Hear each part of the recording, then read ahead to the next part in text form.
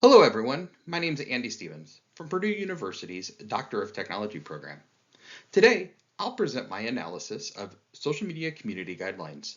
Let's delve into understanding how different platforms manage their communities and why that is important to different organizations.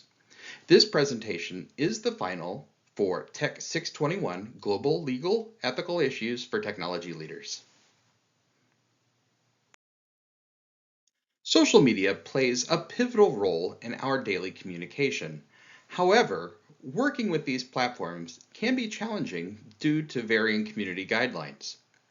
Community guidelines are rules put in place by these social media platforms that govern what content can and cannot be posted by end users.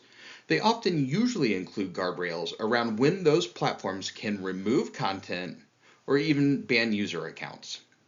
My analysis focuses on how these guidelines affect speech on platforms and the sometimes challenging role that downstream organizations and advertisers have when participating on these platforms.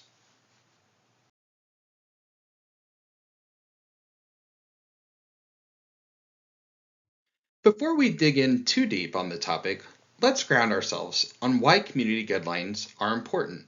Why is this something that we need to talk about? Why do we need to think about this? The world has a long history of attempting to quell the expression of others.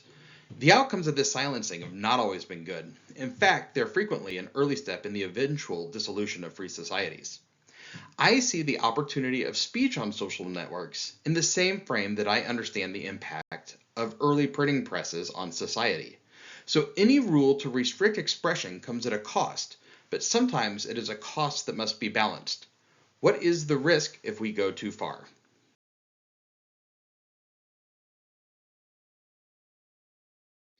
What we risk losing is the worldwide emotion that's created by images like the impactful footage of George Floyd's last minutes. We risk losing the struggle expressed in the Arab Spring. We risk losing the right to challenge the prevailing thought of those in power. But at the end of the day, we know these community guidelines are a necessary evil on these platforms.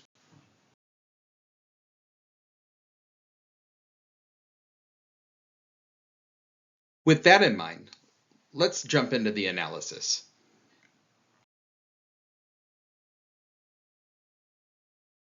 My overreaching goal is to show how different social media platforms compare with each other in a manner that could assist in making a decision on whether to use or not to use a platform based on the community guidelines and the platform's approach to enforcement.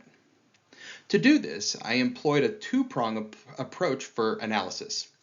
First, I utilized a large language model, ChatGPT, to analyze and identify common themes across platforms. I took this information then into a manual clustering method, focusing on the weighing and scoring of two clusters, community guidelines and enforcement aspects.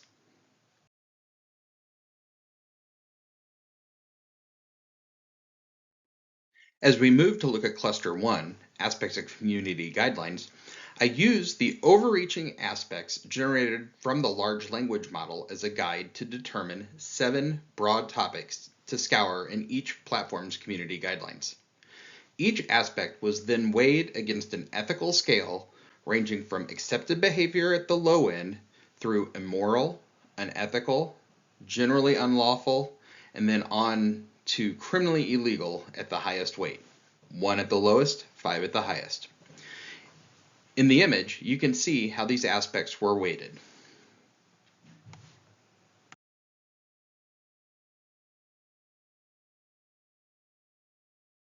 Similarly, when we move to cluster 2, I look at categorized enforcement aspects. This is how platforms enforce their guidelines. This cluster was weighted against an impact to free speech scale, with actions having a large impact of speech at the high end and those with a minor impact at the low. Again, you can see from this table how this cluster plays out.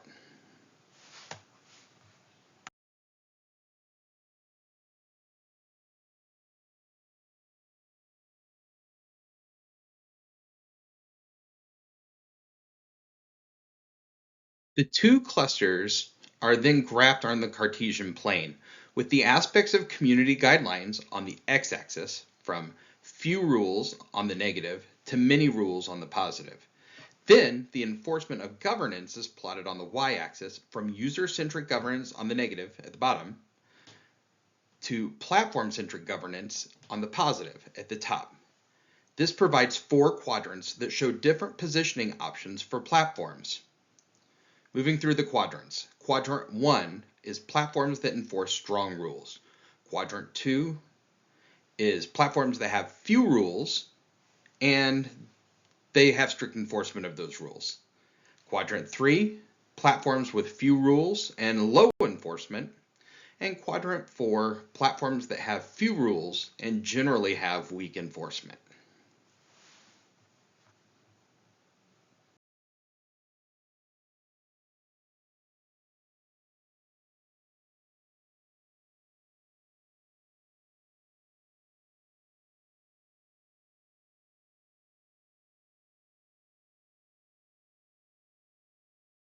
In my research, I analyzed 9 different mainstream social media platforms, each against the clusters as presented previously.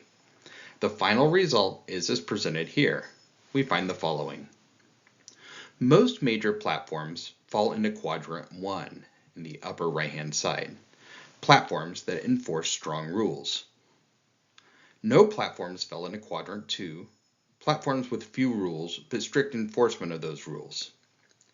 Mastodon was the only platform falling into Quadrant 3, the lower left, which is likely due to it being a platform where other parties can create servers with their own rules. Because of this, Mastodon functions more like a host system rather than a conventional social media platform. Platforms such as Reddit, X, formerly Twitter, and Truth Social fall into Quadrant 4. These platforms allow a broader range of content that generally wouldn't be allowed in Quadrant 1. Additionally, they more heavily rely on users to self-govern their interaction and exposure to content on the platform.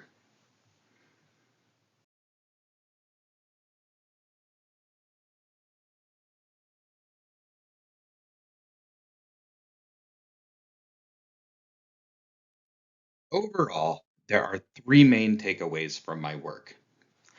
First, platform positioning. Platforms need to position themselves in the market across the spectrum. Some need to be strict when it comes to content moderations, others lenient. This will allow them to cater to different segments. This supports a healthy ecosystem for speech, for users, for content creators, and for advertisers. Next are diverse policies. Social media platforms must develop a range of policies that reflect their global user base's varied expectations and needs. This ensures a marketplace of ideas that supports both expression and business interests of the platform. And finally, kind of my main synthesis. Organizations must understand the balance that any given social media platform has had to strike prior to that organization deciding to enter a given platform. Organizations must understand what is being put on the platform, how it's being enforced on the platform, and what their presence on the platform says about their brand, and the perception cast by the platform as either being pro or anti-free speech.